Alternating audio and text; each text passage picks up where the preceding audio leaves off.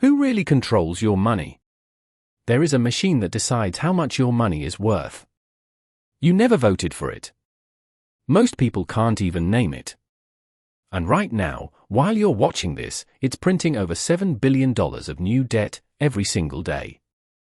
So how did a country that started with no bank, no dollar, and no trust build the most powerful money machine on Earth? Let's rewind 250 years. The chaos before the dollar? 1776, America just declared independence and immediately had a problem. War costs money, and the new nation didn't have any. So they did what every desperate government does, they printed it. They called it the Continental. They printed so much of it, so fast, that it became basically worthless. People had a phrase for something useless, not worth a Continental. Lesson number 1, learn the hard way, print too much money, and it dies. The First Money War. Enter the man on your $10 bill, Alexander Hamilton. Treasury Secretary, age 34, and he had a radical idea: one national bank, one national currency, and a federal government that paid its debts to build trust. Thomas Jefferson hated it. He thought a giant central bank would hand a few rich men the power to control the entire country. Sound familiar? That exact argument, central power versus the little guy, has never stopped. It's still happening today. Hamilton won the first round. In 1791, America got its first bank. But here's the twist. The 100-year banking disaster? Americans were so afraid of a powerful central bank that they kept killing it. The first bank? Charter expired. The second bank? President Andrew Jackson personally destroyed it. He called it a den of vipers. So for most of the 1800s, America had no central bank at all. Thousands of local banks printed their own money. A dollar in one town might be worthless in the next. And every few years, boom, the whole system would crash. A bank panic. People lined up, demanded their cash, the banks ran out, and fortunes vanished overnight. The panic that built the Fed. 1907, the big one. Banks were collapsing like dominoes, and there was no government safety net. So one man, banker J.P. Morgan, literally locked other bankers in his library and refused to let them leave until they pooled their money to save the system. Think about that. The entire US economy was rescued by one rich guy and his personal cash. And everyone in Washington had the same terrifying thought: what happens when Morgan dies? We can't run a country on one man's wallet. So in 1913, Congress created it, quietly, the week before Christmas. The Federal Reserve. America's central bank. Take 3. And this one stuck. Okay, that's how it was born. But here's where it gets wild, because the system running your money right now is something most adults never had explained to them.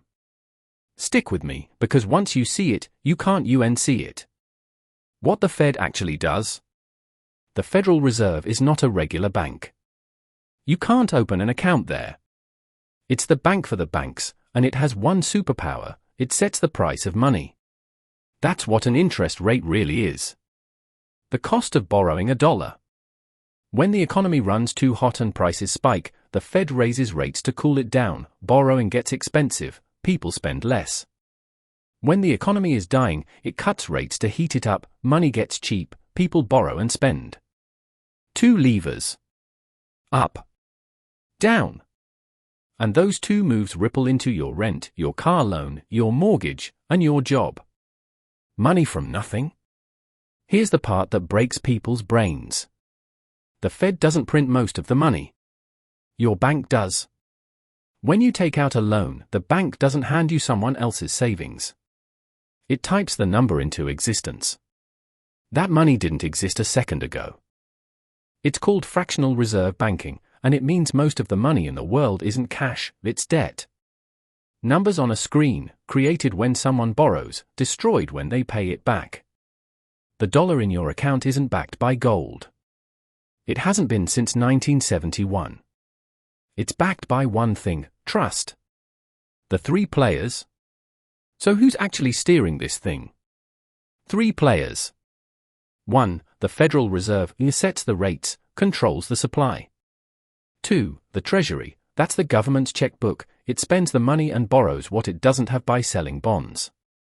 3. The big banks, they take the Fed's cheap money and pump it through the economy as loans, credit cards, and mortgages. And the fuel that connects all three? Debt. The government borrows. You borrow. Banks borrow. The entire modern economy runs on borrowed money that's constantly moving. It works, as long as everyone keeps believing it will. The elephant. Which brings us back to that counter from the start. The US national debt just blew past $39 trillion, growing by roughly $7 billion a day. That's not a typo. Now, is that a ticking time bomb, or just how a modern economy works? Honestly, smart people fiercely disagree. Some say it's unsustainable and we're borrowing against the future. Others say the US dollar is the world's reserve currency, so America can carry debt no other country could. Both sides have a real case. What's not up for debate is that the whole system runs on one fragile ingredient. The one word. Trust. That's it. That's the whole secret. The dollar in your pocket has value because everyone agrees it does. From a worthless Continental in 1776, to a panic-proof central bank in 1913, to $39 trillion in debt today, the entire American money machine is built on one shared belief. The day people stop believing is the day it stops working. And so far, for over 200 years, they haven't. So now you know, not just where the dollar came from, but how the machine actually runs. If this rewired how you see money, hit subscribe, because next time I'm breaking down where your money actually goes when you spend it, and which player quietly takes a cut every single time. Drop one word in the comments, do you trust the system, or not? I'm reading every reply. See you in the next one.